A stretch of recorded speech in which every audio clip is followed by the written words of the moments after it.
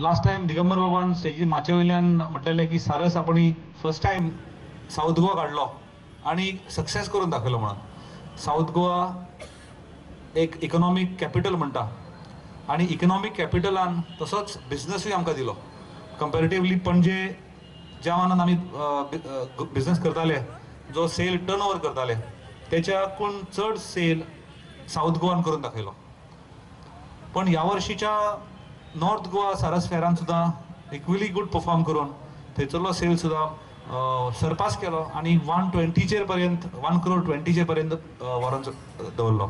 तर आयज जेन्ना हांव आमची साऊथ गोवा पिडी कडेन उलयतालो तेन्ना साऊथ गोवा प्रोजेक्ट डायरेक्टरान सांगलें की we have done more business than Panjim.